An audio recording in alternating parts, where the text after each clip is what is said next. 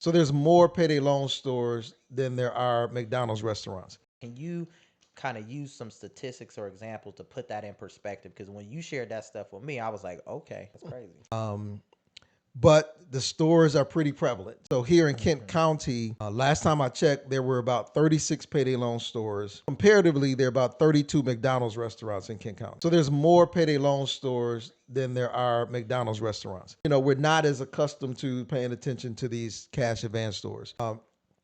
And so the way that their fee structure works is they charge $15 per $100 borrowed. It's a little bit more complicated than that, but just to keep it simple. Normally $15 for $100 borrowed, that's 15%. But that $15 is due back in 2 weeks. That's your next payday. So you have to actually annualize that number in order to get the annual percentage rate. So what would be the annual equivalent of $15 per hundred paid back in 2 weeks? So there are 26 2 week periods in a year. So you got to take that 15 times 26, you get 390%. So that's the interest rate. That's the equivalent interest rate of what people are paying for a payday loan. Now, they don't, that's not on their billboard, but they do have a form that you have to sign, a truth in lending disclosure that will show you that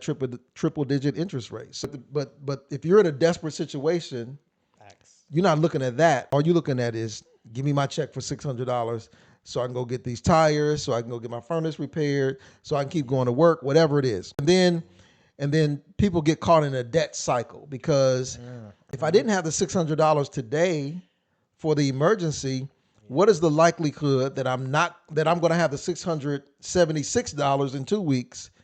And they know that the likelihood is that you're not. And so people have to rewrite their loans over and over again. The Center for Responsible Lending reported that more than half of the people who borrow from payday lenders have to rewrite their loan 9 times before they're able to get out of that debt cycle. And so it's a trap. And I think one of the reasons why I wanted you to say that in this type of public platform is because one of the goals that we both share is awareness, right? We want to make people more aware because we had to become aware to become empowered. Because if we don't really, take the time out to either observe, watch our behavior, etc., other people are and they're profiting from our behavior or lack thereof.